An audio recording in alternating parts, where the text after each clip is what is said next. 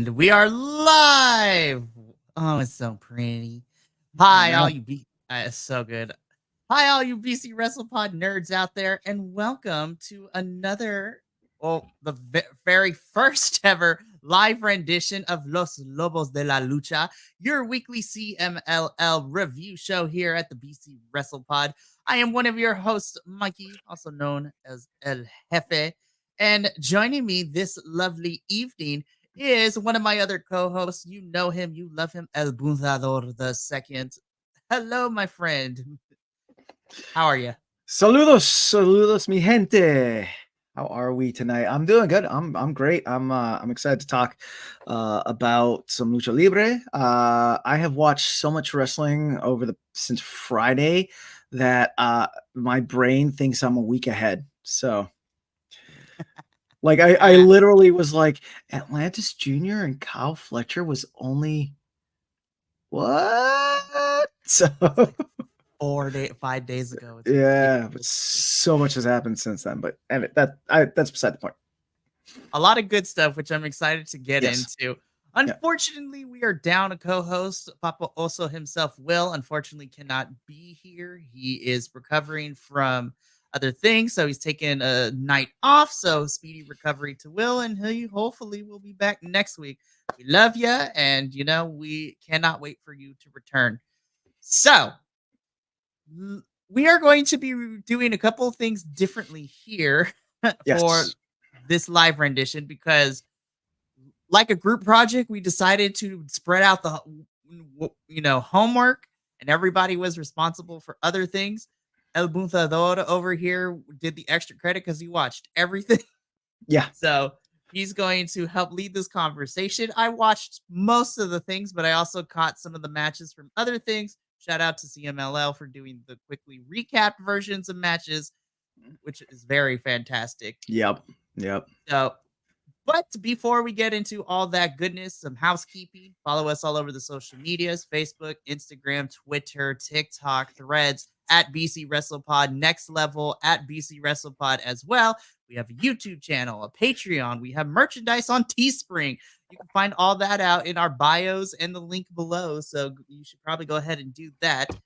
And like we did yesterday for the Monday Night Raw review, I won't read through it 100% all the way, but we are going to be talking about Lucha Libre. We are going to be giving our opinions. We love having you a part of the conversation, and that's what makes the wrestling community amazing. However, if you are going to participate in these conversations, whether we are live or you watch the replay later, please be respectful in the comments. Don't disparage our hosts. Don't disparage any other people with a dissenting opinion. Because if you do, you will be blocked, bamboozled. In the words of Willy Wonka, you lose. Good day, sir. So you have been warned. So let's get this back up on here. Oh, it's so pretty. I love it. All righty. So now that is getting out of the way, before we dive into this week's episodes, plural, of CMLL, El Butador, he is back. He in the classroom, and we are going to go through a quick Lucha 101 for the week. Lucha 101. Yep, Lucha 101. Yep. So last week we covered the some basics. So really, again, just to cover what we talked about last week. In Lucha Libre, you have técnicos, which are the good guys. You have rudos, which are the bad guys. And then in your triples match, which the ways that you can win is either A, you pin or have the team captain tap out, or you B, pin or have the other two members of the team tap out. So that's covering last week. So this week I want to talk about máscaras, because they this, especially in the shows this past week, they played a very important role. So máscaras, unless the match is a máscara for máscara match or a máscara for hair match, what's known as a gambling match, then it is illegal to take the máscara off. Now, having said that, you can still rip the mask. You can still rip the máscara. You can start to try to untie it. That's a very popular ruse that rudos like to like to use is they'll untie the máscara so that the technical is more focused on their máscara than the match. But if you are caught taking the máscara off in a match and it's not a máscara for máscara match, then you are disqualified. And that's the quick one-on-one for this week. Thank you, Professor Puntador. Muchas gracias. Much appreciated for sure. Alrighty. So we have a bunch of CMLL shows that occurred within the last couple of days. So we're Right. going to go in order. We're going to start with the Friday show, which is like the big show for CMLL every single week, and then get into the Saturday, and then we will conclude with the 2 Tuesday shows, apparently. Yeah, we actually got lucky this week. CMLL does go Friday, Saturday, Sunday, Monday, and then 2 shows on Tuesday. But this week we got lucky because of Forbidden Door, and a lot of the big CMLL talent was in Forbidden Door. They didn't have a show on Sunday, so we just had everything else to cover. But yeah, so the Friday night, Viernes Espectacular, from the La Catedral in Mexico City. It was a fun show, very fun show. So we started off with the microestrellas, who are the smaller statured wrestlers. And we had on the Rudo side, Kemalito, Chamuel, and Micro Sagrado. I'm sorry, they were the technicals. Against, on the Rudo side, Micro Gemalos Diablo 1 y 2 and Tengu.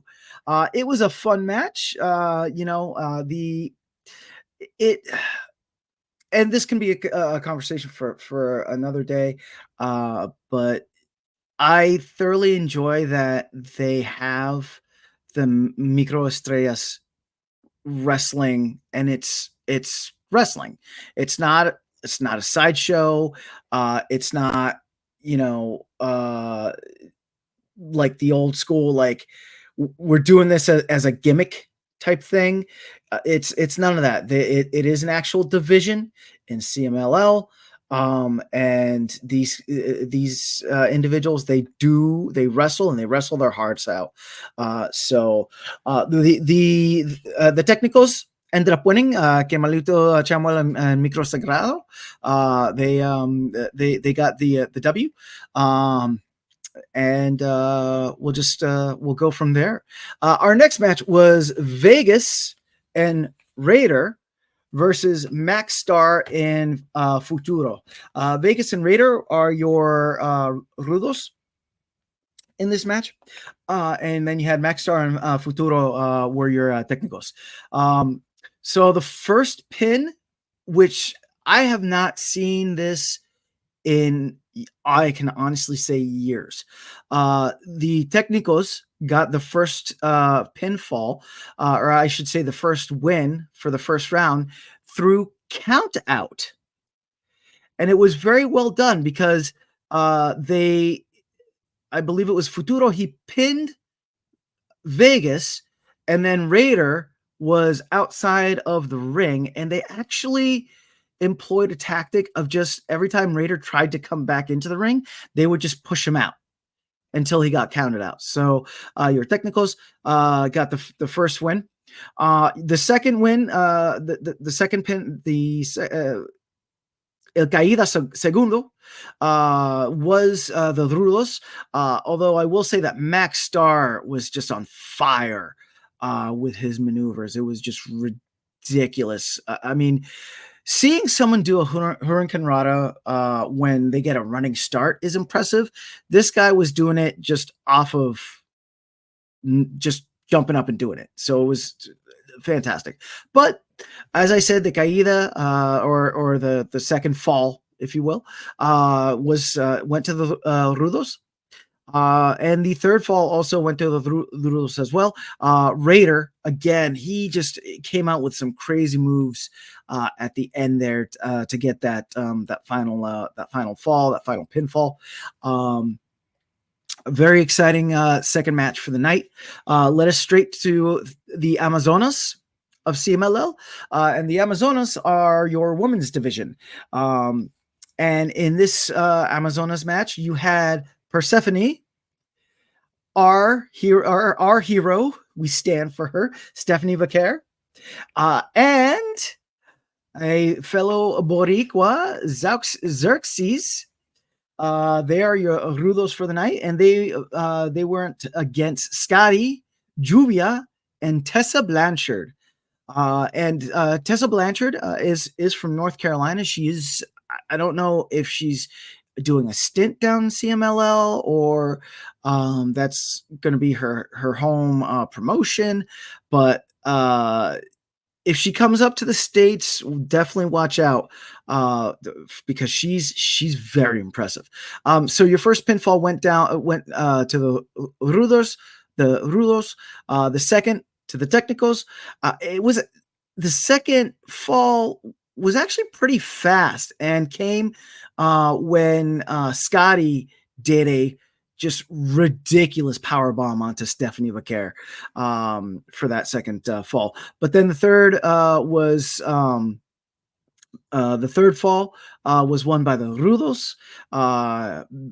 To be more specific, Xerxes and Stephanie Vaquer, they put on a clinic and got that third win fall. So your Rudos won the Amazonas match. Our next match, we saw Star Jr. and Ultimo Guerrero versus Templario and Titan. Star Jr. and Ultimo Guerrero are your rules for this match, and Templario and Titan are your technicals, which is interesting because then in NJPW and AEW, Titan is a heel. I don't make sense of it. But at any rate, so your Rudos got the first fall. In that first fall though, Star Jr. Pulled this beautiful 450 frog splash off the top rope. It was just gorgeous. Second fall went to the Rudos. And actually, nope. Yeah. And then the second fall went straight to the Rudos. So the Rudos swept this match. And the reason why, as I had mentioned earlier, is because Ultimo Guerrero, he took off Templario's mask and the ref didn't see it. So Templario went to cover his face and Ultimo Guerrero just got the 1, 2, 3. To which there was some argument afterwards with the ref, that the mask, that he took the mask off and they should get disqualified, but the ref simply said didn't see it. And commentary was funny too, because they were all like, well, Templario, he should have just tied his mask up. Why the hell did he tie his mask up? I was like, sirs, where are we going? Sirs, what? It was good. So then this brought us to our this brought us up to our shall we call it semi-main event for the night, where we had Angel del Oro, Euphoria, and Averno against Esfinge, Volador Jr., and Místico. So your Rudos took the first fall, winning the first fall. Místico, though, just, man, you can tell why he is so loved in CMLL. He was the just face of CMLL for sure. Yep. But then your second fall went to the technicals, and the third fall went to the technicals. And actually the technicals end up winning because of a disqualification. Because I think it was Averno did a low blow on Volador Jr. or his finger, or one of them. But at any rate, it was a disqualification, but the Technicals ended up winning that match. And then this brings us to our main event, which has implications for those of us that tune into American wrestling. It was Atlantis Jr. versus Kyle Fletcher of ROH and AEW fame. Mikey, I'll let you go ahead and give your thoughts on what happened. So this match was interesting for those of us that do, because we review AEW and ROH here on the BC Wrestle Pod. So for us watching CML, this was interesting because Kyle Fletcher was defending his Ring of Honor World Television Championship. Again, a little bit of background. 2 weeks ago on ROH, when Kyle Fletcher was defending the title against Lee Johnson, Atlantis Jr. cut a backstage promo saying that regardless of who walks out the victor, he wants to invite the winner to come to El Catedral in Arena Mexico and put that title on the line. And it happened to be that Kyle Fletcher won that match. He accepted 2 weeks ago at Fantastica Mania, and thus that is why we got this match. This was a good match, as I knew it was going to be. Atlantis Jr. is great. Kyle Fletcher is amazing, as always. But I was very surprised at the ending of this because this was good back and forth. Kyle Fletcher does a great job of always adapting and including whoever style he's wrestling into his moveset. So because he was in the house that Lucha Libre built, as I have coined it, he was a little bit more aerial when it came to some of his maneuvers, while also maintaining what he does best, which is brutalizing his opponent Yeah. as best as he can. Can we just, Mikey, yeah. can we backtrack for a minute and just talk about Kyle's mask when he walked in? Oh my gosh, bro. Like, he even put on a whole mask and everything. I was just like, oh, it was so good. But I was very surprised. I was like, oh, okay, yeah, Kyle Fletcher is totally going to walk out of this. This is going to be a good match, but Kyle Fletcher is going to walk out as the winner. I was wrong because Atlantis Jr. pinned Kyle Fletcher clean. Nothing crazy, no dirty tactics, no nada. Atlantis Jr. pins Kyle Fletcher clean, and he is the new Ring of Honor World Television Champion. And I will admit, in that moment, I was just like, oh, what the hell? Because I was like, how, what, why, what? Okay, I'm not mad, but why?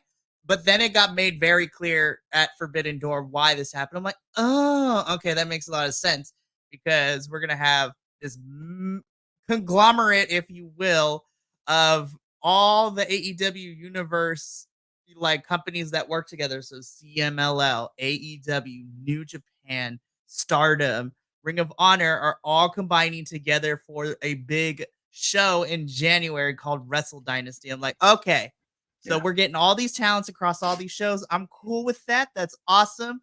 Which means that, but the important thing to kind of take away from this, not only is Atlantis Jr. our new Ring of Honor World Television Champion, but there are implications of a rematch of happening very soon because Kyle Fletcher gets on the mic and says that, you know what, you won fair and square, you won on your house, but I'm going to get a rematch and we're going to do it at my house, which is probably going to lead to a rematch if they're smart, maybe at Ring of Honor Death Before Dishonor, which is happening in a couple of weeks at the end of July, which I'm super excited for, hopefully. But this match was fantastic from beginning to end. And El Buntador, like, what were your thoughts about this? Because we are familiar, because we also watch Ring of Honor, and to see these stars cross paths the way they did, I was just like, this is amazing. But how did you feel about the match itself and our new Ring of Honor World Television champ? Well, so when this match was announced, I was super excited, and I think there were a few shows that I reviewed prior to when it was announced where I squeed gleefully. I thoroughly enjoy Kyle Fletcher. He is definitely one of my top 5 favorite modern wrestlers going right now. And him against Atlantis Jr., who Atlantis Jr., he comes from the proud lineage from Lucha Libre, of course, his father being Atlantis. And he is one of the younger up and coming stars of CMLL. I knew that the match was going to be good. To be honest, I was worried more on Atlantis Jr.'s part, more than Kyle Fletcher's part, to, bring his A game. And they, like you said, they brought their A game. It was a very good match. It told a great story, where it was just a lot of back and forth, and the two of them really getting at it. And it, when you watch it, it really, really draws you in. And dare I say that this might be one of the matches, as Professor says, this might be one of the matches that I go back to watch as my end of the year picks. The crowd in the Arena Mexico was just riveted with it, and I too was surprised when Atlantis Jr. won. Mikey can attest, because I texted him at 2 in the morning, 1 in the morning my time, something like that. I was still up. Yeah. And I was freaking out via text, because of course everyone's asleep in the house, so I can't, jump around and scream and You yell. verbally express your giddy and glee to me in a text message. Exactly. Great. Exactly. And I was happy, it was a great outcome. I was really happy that the Ring of Honor TV belt went to Atlantis Jr. I know that there is, amongst those of us that review Ring of Honor and that watch Ring of Honor in the Biconic squad, I know that there's a disgruntledness, because it feels like Ring of Honor titles, they go to other promotions and don't get defended on Ring of Honor. I feel that this is not going to be that type of situation.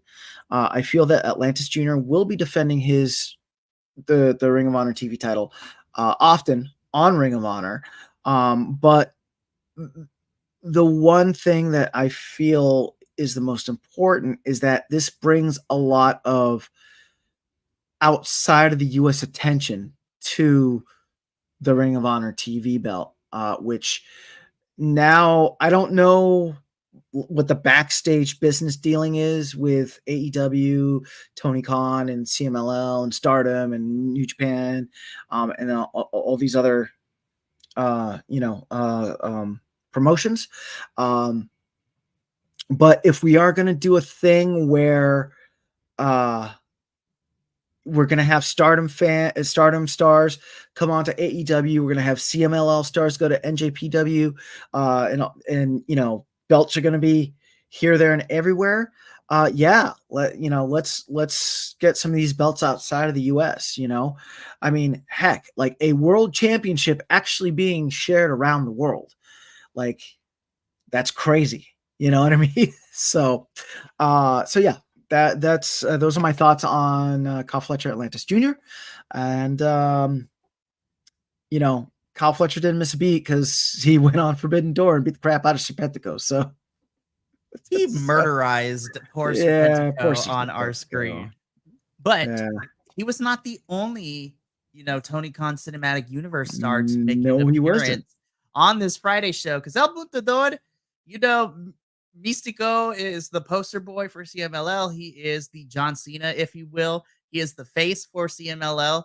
We talked about it during our last week's episode. He had just celebrated the 20th anniversary, last week at Fantastica Manias, which is fantastic. But Místico gets attacked by a masked individual. El Butador, tell us, who is behind this mask, and why did me and you just gasp like when we figured out who it was? So first off, the lights in the cathedral in Mexico City go off, right? And it's pitch black. And automatically I'm like, why is the House of Black here in Mexico?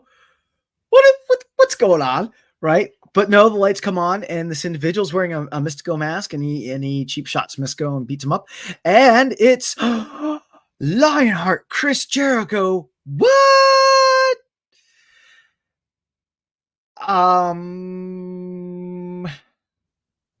Okay. I mean, I know that Chris Jericho does have a Let's be does real. have a history. He is problematic. Right. Well, he is, but he has a history with Lucha. He has a history with CMLL. I his problematic issues aside, it's interesting that he's the Lionheart Chris Jericho in Mexico, but the learning tree up here. So I'm not sure about the gimmicks. Like I kind of get it because when he was in Mexico, he was the Lionheart. But still, like, I don't know. I'm Confucian. I am Confucian too. But despite how I personally feel about Chris Jericho outside of his wrestling character, I am excited because we are getting, if I'm remembering it correctly, we're getting a match between Mystico and Chris Jericho this week or next, within the next week. He's coming soon. Yeah, coming soon. Which I am super excited about. I don't want to say that I know the outcome, but Mystico is going to put Jericho through his paces, and I'm excited to see this, cinematic universe collide even more. So super fantastic. Yeah, I'm just kind of worried that Mystico is going to have to do the Stephanie Becerra thing and like downshift to second gear so that Chris Jericho can keep up with him. Because I'm still not over that. I'm still not over it. I don't think I ever will be.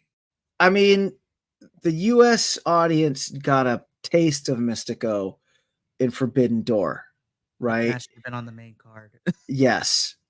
And when you actually see him wrestle, and he's not just like coming on one show and wrestling. No. He's like 2-3 nights in a row wrestling. And he is just high energy, high octane. And I don't think that Chris Jericho is, unless something's tweaked, that Chris Jericho is going to be able to keep up with him. I hope that's not the case, but we will have to reserve our judgment until we see the actual match. But I'm still excited, though. Again, if this is what gets more ROH and AEW talent to come and visit the El Catedral, like, I am all for it, honestly. Yeah. Because there are a lot of folks that I would love to come visit. But that's the Friday show. That was a lot of fun. Yeah. And that was only 4 days ago. Seriously. It feels like it was like a week ago to me. Oh man, so much has happened since then. Anyway, go ahead, Mikey. So we're gonna leave the Friday show behind for now, because then we move on and we progress to the Saturday show, which for this week I ended up being assigned to watch it. My initial thoughts, I was like, oh, we are in somewhere new. Ooh, okay, this is kind of great because again, they have arenas in different places, so different views. I love it. I have to say, the Saturday from this week's CMLL, the Saturday show ended up getting all the crazy characters coming in and out of the ring. And I think I have 2 new favorites now outside of like Mystical and everything, which we'll get into in a little bit. I'm gonna say this. Like, I'm not surprised, but I was like, wow, there's a lot of tag team and trios matches this episode. I'm kind of here for it, which was fun to watch. But and you could tell it was raining in Puebla. Yeah, that's the Arena Puebla. That's where the Saturday show is. You could tell it was raining because the leak was right on the ring. Did you see that? I was like, oh my gosh, we'd love to see it. Honestly, I love it. It is. But we opened up the Saturday show with a tag team match. This was a standard. This was not 2 out of 3 falls. It was just standard. we had Dragon de Fuego, and in Porto, I believe. I can't read my handwriting, which is okay. Taking on Astro Boy Jr. and Rayo Metalico. This is a really fun way to open up the show. Like, honestly, it's just like, let's just throw each other and see how far we can throw each other. Yeah, I love this so much. You know, Dragon Fuego and Fuerte are your Rudos, Astro Boy Jr. and Rayo Metalico are the Técnicos. I'm kind of slowly becoming a fan the more and more I see of Astro Boy Jr. Like, I kind of dig his style. I love his gimmick. This was just a fun tag team opener. Let's just throw everybody around the ring and see what happens with it. I thoroughly enjoyed it. But our technical team ended up coming out with the victory here. So I was like, woo, this is going to be interesting. And then I'm gonna be honest. This is probably my favorite match of the whole entire Saturday show that happened. Only because not just the characters, but I thought the in ring probably had my favorite sequences throughout the whole thing. But this was a 2 out of 3 falls trios match, which saw Vegas, Dr. Corrente the second, and Enfermero Jr. I was like, is he wearing a nurse's scrub? I'm kind of here for that. The surgical mask got me too. I was like, what is this? I loved it. Taking on our technical team of Robin, Diamond, and Electrico. Robin's probably my new favorite. Like, there's not enough words in the English dictionary to describe like why exactly I gravitate to Robin, but I was just like, yo, you're kind of killing it right now. I love it. And I was like, Robin Hood? Is that you know what? I'm cool with it. I thought that this was my favorite match because everyone got to do a thing. Vegas continues to also impress me because this is not the first time we've seen him. Vegas was a part of the Fantastica Mania show, so I was like, "Ooh, okay, let's see what you got." And he continues to impress me. I love that he's taking a concept that we're used to here in the States with the, you know, Vegas, like money, things like that, and kind of turning it into his character. I was very shocked and I was very surprised that the Rudo team ended up picking up the victory here towards the end of it. However, there was this one sequence where everyone just started spamming finishers, which was really great. But my favorite part of this whole match was towards in the middle of the third fall, in which Robin got like catapulted over the ropes after also running the ropes and hopping over. I was like, sir, that is like a 5 feet gap. How did you manage to jump that far over the top rope? now, is it me, or does it seem like that front row in Puebla is like 2 to 3 feet closer to the ring No, than they like in exactly Mexico are. City and like Because AEW and like American exactly, rings? they are so much closer. And in fact, there are Yes. times where we'll talk about throughout the rest of the Saturday show that that the luchadors ended up getting into the audience, especially in the main event, because a certain character ended up getting thrown in there. It was kind of fantastic. Again, Robin ended up being my favorite part of this match. He's on my list of faves. I was like, I hope to see him more. This was fantastic. And then we just kept coming with the characters because of the next, 2 out of 3 false trios match. We had Volvora, El Coyote, and Espanto Jr. I was like, so you have a cowboy, you have, I want to say like a pimp, maybe. I was like, what is happening? I was audibly laughing like a little schoolgirl throughout this whole entire Saturday show, and I love that. But they took on the team of Fuego, Hombre Bala, and Blue Panther Jr. I was just, I was like, hold up, I recognize the Blue Panther. Hold up, let me do my research, and that's exactly what it was. I was like, yep, I thought that's who it was, and sure enough, it was. El Coyote was. I was just like, sir, you are a coyote. What is happening here? I also thought this was a Yep. strong match. I'm going to be repeating these phrases a lot because there's only enough words you can describe a trios match. Everyone's doing their thing. There were some awesome spots. This is the first match where I realized I was like, oh yeah, I wonder if people who attend these shows have to sign waivers or it's like embedded in when they buy tickets. Be like, it's like the arenas hold no risk of luchadors getting thrown into you, so just be careful.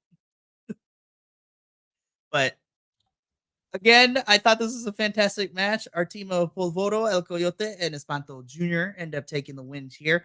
I also noticed a lot of the Rudo teams won at the Saturday show, which was very interesting to see.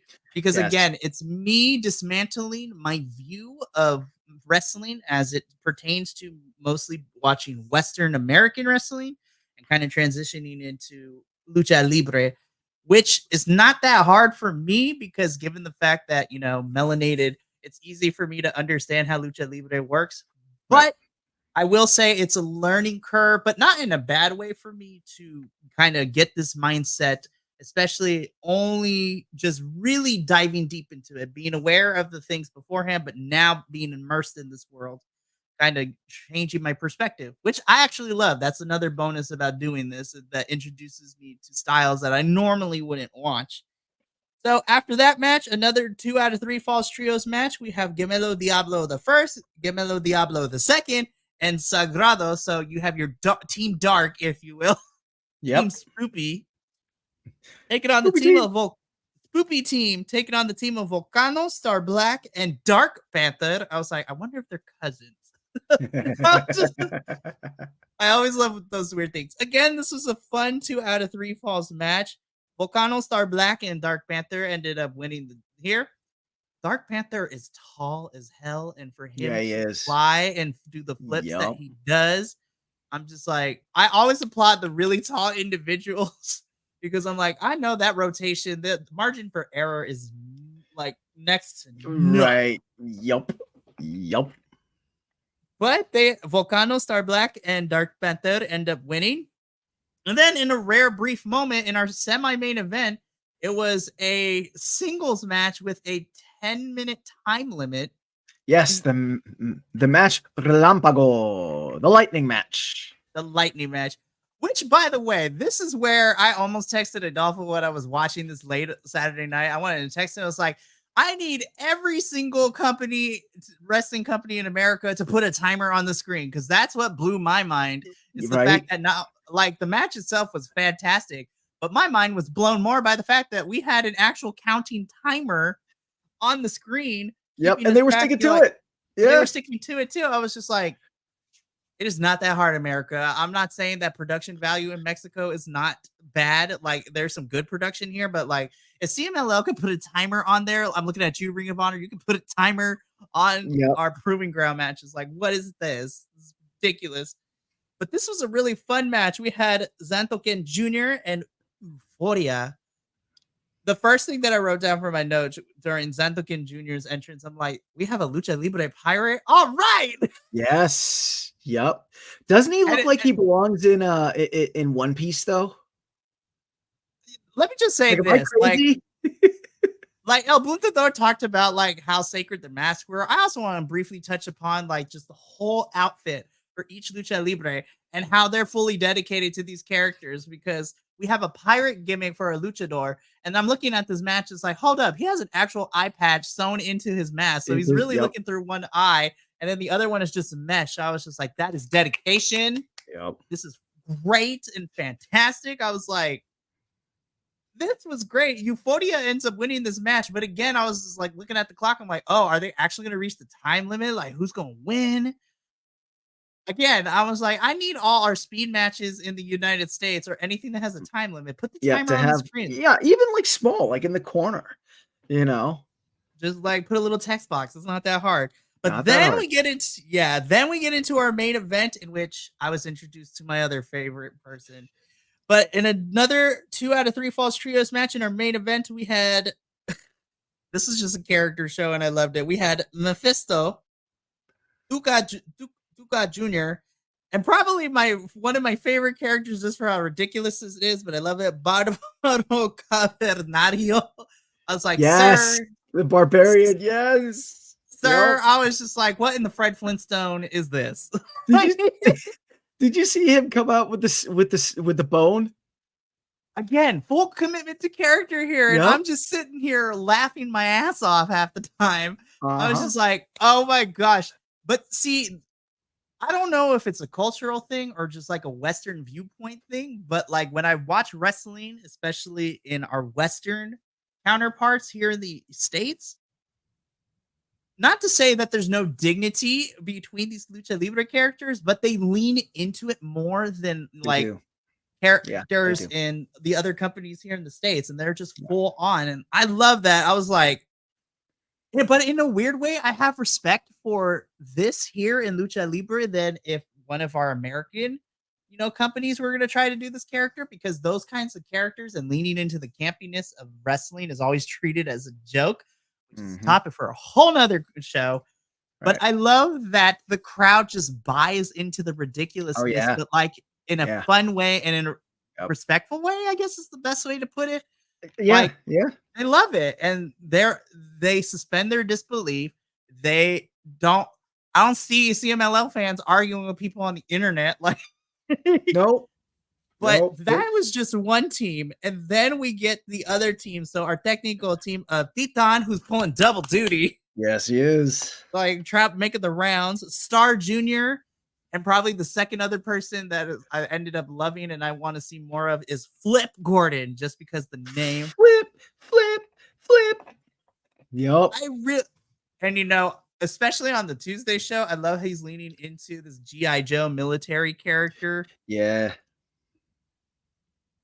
One thing I will say, I was just like, at first I looked at it, I was like, "Sir, you are light skinned. Like, what is?" Right. But Yeah, you know what? he's another one that I'm not sure if he's doing like a stint in down in Mexico, and then like he's gonna come up and do rounds with like GCW or whatnot. But he's the last few weeks he's been putting a lot of work down there. Yeah, this was another fun match. This was in my top 2 of the whole entire show.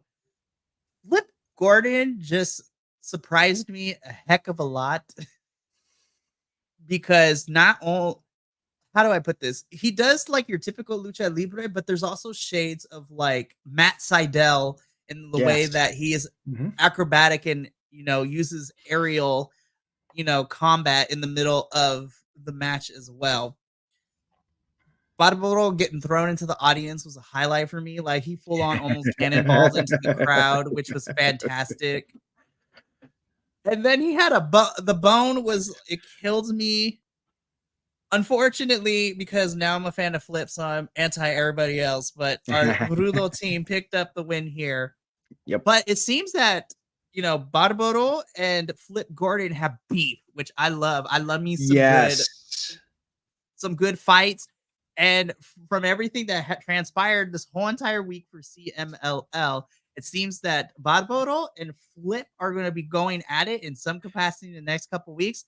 And I'm really excited to see how these two go at it. But Yeah, because that is how this, yeah, it was. even after the match, I don't know if you hung on and watched through, but Barbaro and Flip just kept like Barbaro kept running in and jumping Flip, and they kept fighting until the feed cut off. So they're I think we're gonna be seeing them again.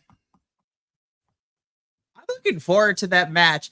And one thing that I was able to pick up on just from the last 2 weeks and doing my research too, CMLL does really long-term storytelling. Like Yes. this is just like you can go 3 weeks and then be like, all right, we're gonna have the first feud in this like rivalry that we got going on. Yep. Which again is a change for me, but a welcome change because I'm so used to all right, you have a 3 pay-per-view cycle to get through a feud and then we start something else. But these are people who have had beef for years with each Yeah. other. Yeah. Like we saw at Fantastica Mania with Volado Jr. and Averno too. Like I'm just like overall, this Saturday show was fun. I got all the fun characters, and I have a big fan of Robin and Flip Gordon, which this will not be the last time we talk about Flip because he also made an Yep. appearance later in the week. That's right. Yep. So I didn't watch the Monday show. Boo on me, I know.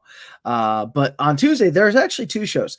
There's Marte Populares from Mexico City, and then Martes de Glamour from Guadalajara. So I believe, I mean, I watched both of them, but I believe, Mikey, you watched Marte Populares from Mexico Yes, City? Yeah, So from that's Mexico City. yeah. So that's the one that we'll talk about. So for Marte Populares from the Cathedral in Mexico City, our first match was Pequeño Pelvora, Full Metal, and Mercurio versus Pequeño Magia, Caligua, and Angelito. This was kind of a weird match because the Technicos pulled out the first win, but like halfway through that first fall, Mercurio he like injured his knee. And again, from watching Western wrestling, they called the medical staff out, but like we all know, we've all seen when the medical staff comes out, that doesn't mean jack diddly. But the medical team came out, they checked him out, and then he finished the first fall, but then after he took and then on the replay, it was like a spine buster or something like that in the middle of the ring. They ended up backboarding and collaring Mercurio and taking him out on a stretcher, taking him out on the backboard and putting him on a stretcher. And I didn't have a chance to see if he actually did get hurt or if this was just a work. It didn't seem like a work because everyone that came out to backboard and collar him all looked legit. And I don't know, for as much as I've been watching CMLL, I don't think that in Lucha, like in AEW, they'll pull the call the doctor out card. I think if medical staff is called in Lucha Libre, then it is a serious thing, because even when he got hurt halfway through the first fall, they didn't stop the match. They kept going. They kept wrestling like around him while the medical staff is like checking him. So, what did you think, Mikey? Yeah, this match was a little weird because after the first fall, I saw that Mercurio wasn't operating at 100%. Yeah. Yet he still finished the match because Yep. our technical team ended up winning, and then they like watching it. I was like, ooh, Yeah. that's not good. Yeah. So we'll check in on Mercurio and see if how he's doing. If Mercurio si es verdad que that you hurt yourself, then healing thoughts out to you. We hope you get back in the ring sooner rather than later. So then we had our Amazonas match where we had Olympia and Metallica versus La Bacaria and Nautica. So your Rudos of Olympia and Metallica, they took the first fall. Then La Bacaria and Nautica, your Técnicos, they took the second fall, and then it finished out with the Rudos coming out on top. This was a really fun match.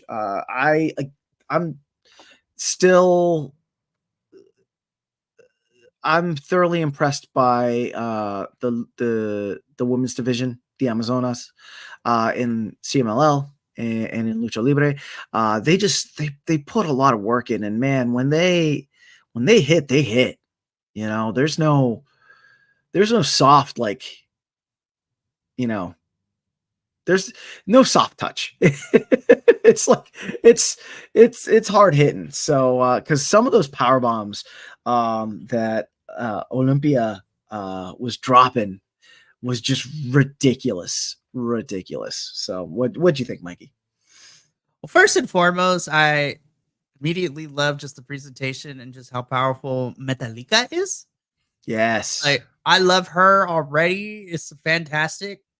I should have did my research beforehand, but La Vaquerita, I was like, ooh, homegirl, you look like you've been here forever. And I loved it.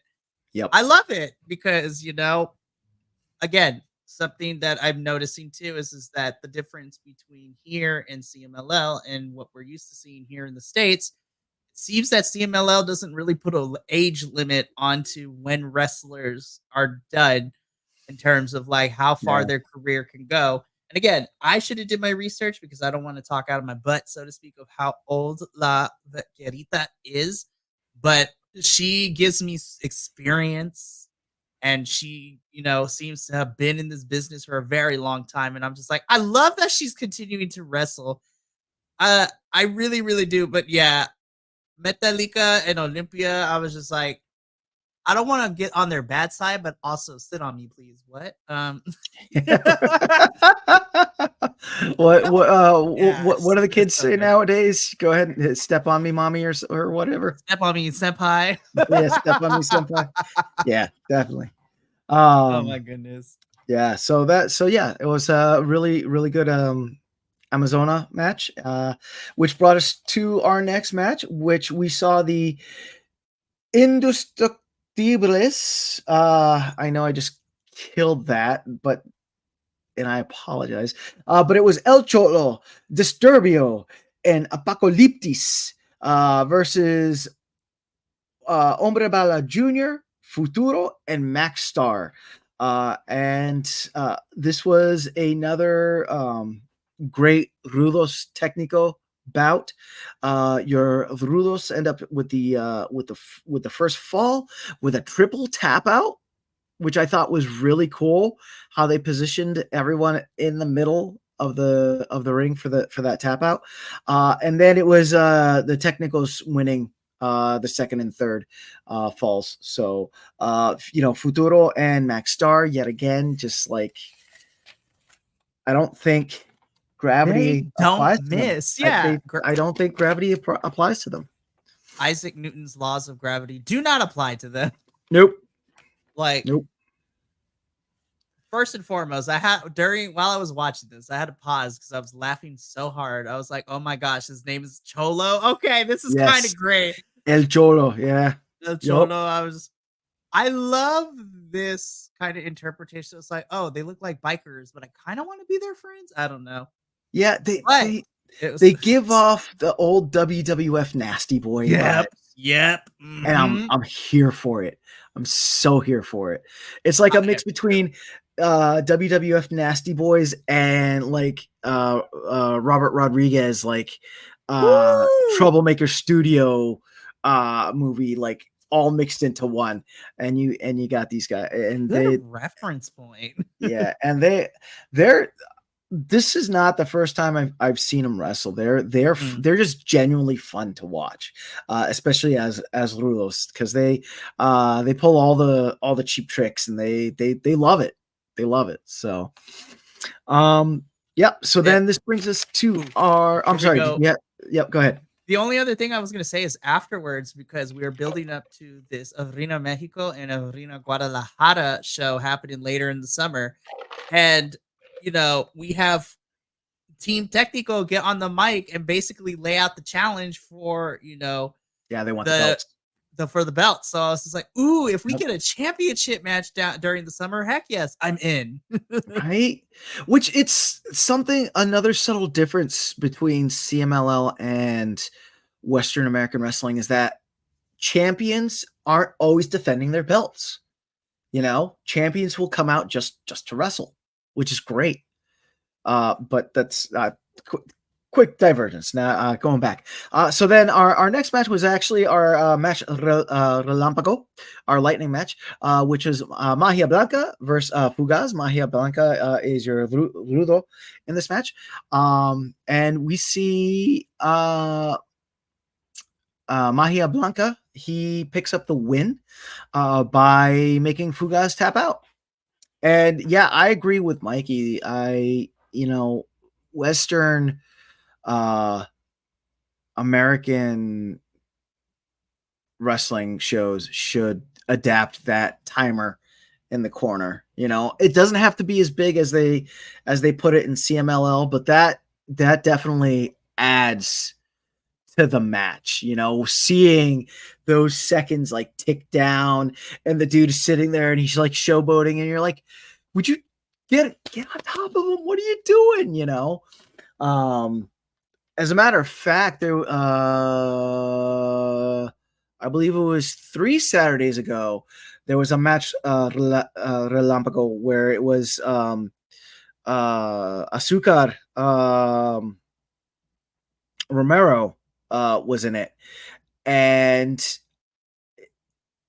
he whoever I can't remember who he was fighting, but had him in a submission hold, and Rocky was able to skate out the like last few seconds, and the dude was like, the dude he was wrestling was pissed because he didn't get the win, you know, because Rocky did not tap out while the match was going. So it definitely makes for very interesting storytelling, very fun storytelling. But that's that. Our next match. Before we go on, Oh, yep. Breaking news from CMLL. Ooh. Noticia. So I just happened to open the social media because I get notifications when CMLL posts. So as we know, we are getting Fantastica Mania USA in like 2 to 3 weeks between New Japan and CMLL. Well, they just updated us that we're getting that Amazona match between Stephanie Vaquer and Uvia. They just announced that match is now for the CMLL World Women's Championship.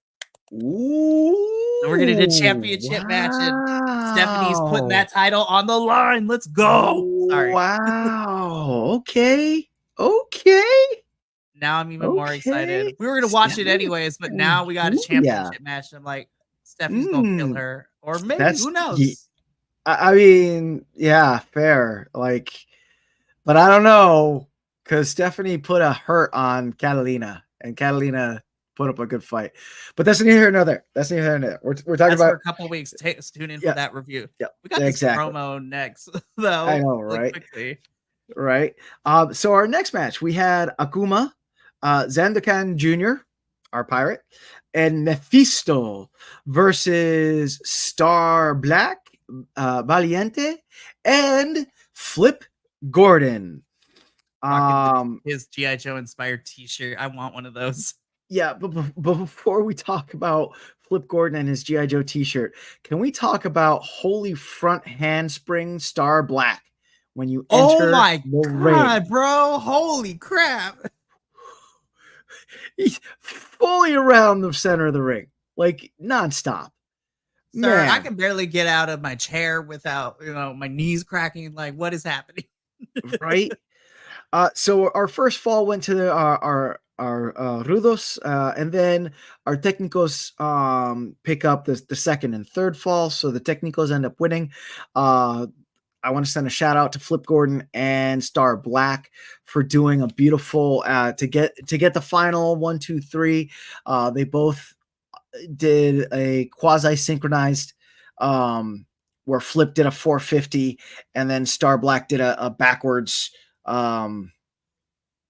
shoot. Do we call it a shooting star? No. I would say it would be a shooting star. Okay. Yeah, he did a backwards shooting star onto their respective individuals and for the 1, 2, 3 pins. So it was beautiful. Beautiful. What'd you think of that match, Mikey? Again, I'm becoming a big fan of Flip Gordon, so I was biased here. But this was the semi-main event, and I loved this match. And I was like, to this point, I was like, you know what? This is probably going to be my favorite match of the evening. Until. Now we get Gran Guerrero, Angel del Oro, and Soberano Jr., who I would buy that gentleman a drink. I'm just putting that out there. Yo, he is the CMLL Dalton Castle with that outfit, and I'm here for it. Right. I loved it so much. And his mask, that like straight black mask with the red cross and it's so intimidating, but like in the best way possible. Yes. Yep. And they faced off against Esfinge, Máscara Dorada, and Místico. So our Rudos and get the first fall. Technicals end up getting the second fall, and I can't read my notes. Mikey, what happened this match? Who won this match? The Technicals won this match? Yeah, our Technicals won the Yeah. match. They got They the won. third fall. Right. It ended up being 1-1 going into the third fall. Oh, that's right. Because because right, because Mascara Dorada went crazy and just like cleared house, and then Mystico got Soberano Jr. in his armbar and made him submit. My favorite move came from this match when I believe it was Mascara, when he assisted Mystico, who went all the way back to the stairs on the stage, did a Yes. full sprint, and then Mascara Dorada like catapulted, assisted him to give him the extra air, in which Mystico goes. I'm just like, I was like, why can't I get this on my television screen every single week? I mean, technically we are. Beautiful. Technically we are, yeah. It was my beautiful. gosh. Yeah, because then after that, not only did he do this extended vaulted Hurricane Rada into Soberano Jr., then he bounces off the rope, and then goes ahead and does a corkscrew flying press through the ropes. That Mystico there with his flippy dippy do. This was my favorite match of this Tuesday show. Yeah. Or at least the Arena Mexico Tuesday show, the Martes. Again, the more that I am getting into CMLL and I'm kind of settling into, okay, this is how the rule sets work. This is how pins work. Like 2 out of 3 falls. They have captains and everything. I'm loving what I'm seeing because I think the biggest difference is that these luchadores are characters. Like, yes. And just the action is always going to be good. Just this whole entire week has been really, really fun, and it gave me a little bit of everything, like characters, people. I'm loving new people that are being introduced to me. In-ring action's always fantastic. Like, if I have to give a rating to this whole entire week, I give this like a solid 9 out of 10 for me. Like, honestly, and it might be because I'm just starting getting into CMLL, so I'm in the honeymoon phase, if you will. But like, right. I am not to say I don't have fun watching the other shows, but like because this is so different from a wrestling style perspective and also just a cultural perspective too for me as well. Like I was like, yeah, now I understand why my grandma liked watching this when she was younger on television. Right. So I give this a whole entire weekend a 9 out of 10. Like this is becoming one of my favorite things to review because it's so different and I love it. Yeah, I'm going to again respectfully bow out of giving any sort of rating for the CMLL shows, just because it's super biased for me. Because I can tell you, and like my Alice can tell you, Mikey can tell you, even like watching Forbidden Door, I kept saying I miss my CMLL announcers. I miss my my CMLL this, it just, and I've only been watching CMLL for maybe 2 months now. But it's just from an entertainment standpoint, if you're one of those people that are bothered by quote unquote flippy dippy doo and spot fests, and if you're bothered by fun wrestling, then you're not going to want to watch CMLL, right? Because that is what CMLL is. It is fun wrestling. Even and like Will said, even if you don't speak Spanish, you still understand what's going on. You still understand the story.